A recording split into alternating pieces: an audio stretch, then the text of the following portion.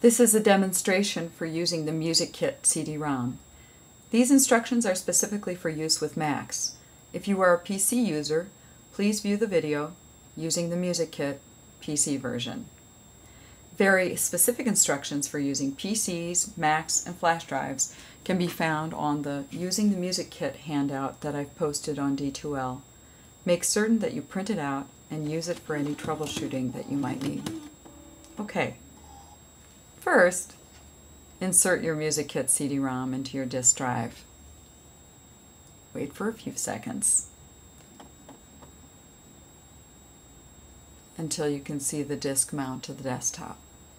And here it is. The next step is to install a patch that you're going to need to make the software work. Unfortunately for Macs, not everything is contained on your disk. So, to do this, go to this website. Now I have this website also on the Using the Music Kit handout, and it's probably easier for you to get it from there. Here's a few things to keep in mind. Download the DMG version. The SIT is fine, it works fine, but you need an extra piece of software to open it. Save yourself some trouble. Download the DMG.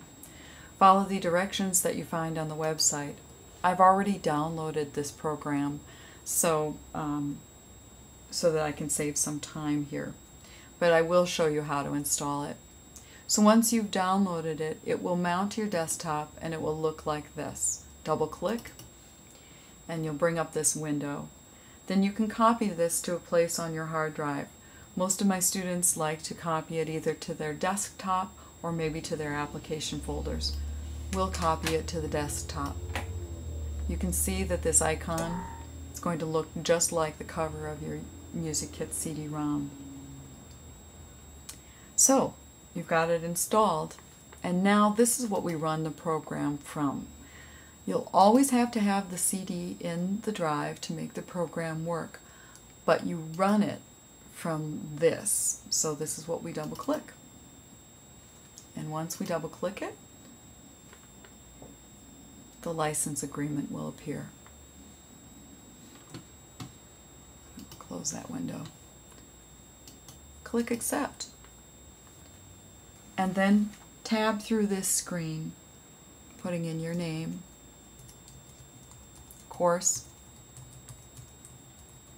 section, and teacher.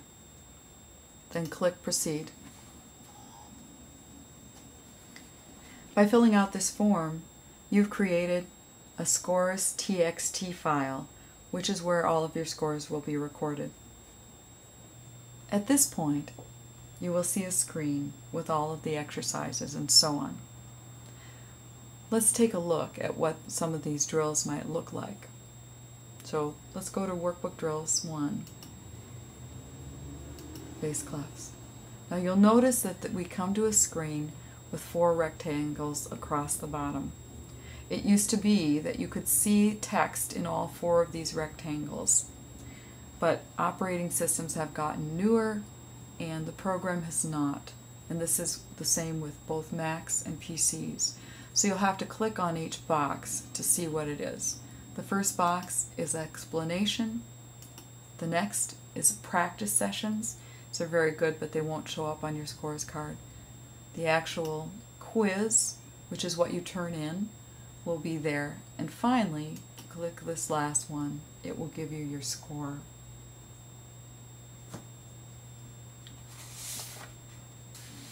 Once you've done a quiz, you'll have a scores file. This scores file keeps a record of every exercise you have done. Please note that you're working on a school lab computer. The scores reflected will only be those that you've done in one session. To keep a record of all of your scores, you must use your own personal computer or a flash drive. Instructions for installing this program and running from a flash drive are in your Using the Music Kit handout. Now to look at your complete scores file, you can click here, which is on the scorecard.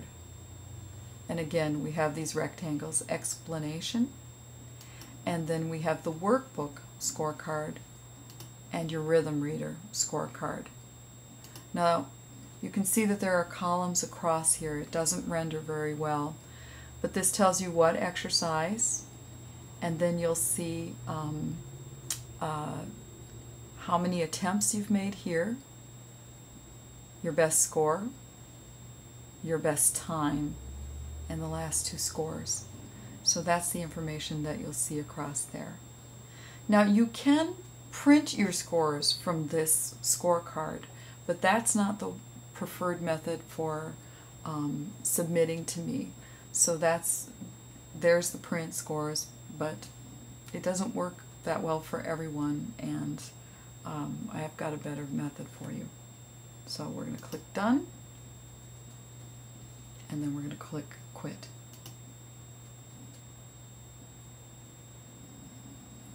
Now I do want to show you one more thing before I show you how to submit the scores. The first time you open the program, you actually create a scores file. You can see right now that on the desktop I have this new file that wasn't there before. Now it looks like a text file. It says TXT on it, and you might think that you could open it with a normal text editor. Let me show you what happens if you try to open it. See, it's just a bunch of glyphs. So that's not going to be very helpful. This actually is not a true text file. It can only be opened using the Music Kit or the Music Kit gradebook. So don't panic. You haven't done anything wrong. It is the right thing. However, once you've generated that, this program now knows that you've got a running scores file. So when you try to open this, you're going to bring up a screen, but then it's going to ask you for that scores file. Now it isn't too obvious because it doesn't necessarily tell you that it's looking for that, but if you're lucky, it'll bring you directly to that file. Sometimes, especially if you've moved the original icon, you might have to look around for that scores file, but that's okay. You've got a browser window right here. You can click and look for it. But this is what we want. So we're going to click it, open, and now you're going to be able to run the program with no problems. Okay? I just wanted to show you that. We'll click Quit. Now I'd like to show you how to submit your assignment. To submit your assignment, you're going to use the D2L Dropbox. Right now we're in your course, Fundamentals of Music, and you'll see this gold bar that helps you navigate through D2L. Go to Dropbox, and then locate the folder with the appropriate, labeled with the appropriate assignment. In general, I've got them labeled CD1, CD2, and so on. So then you click on the appropriate folder, and that brings you to a screen. Click Add File, click Choose File, then select the same scores file that you need to open your program at this point. Now, again, not all browsers are this smart. It might not take you directly to the scores file, and you may have to browse. It just depends on where you've put it. But it's the same scores file that you need to open every time you open your Music Kit. Choose it, upload it, and finally, this is important, click Submit.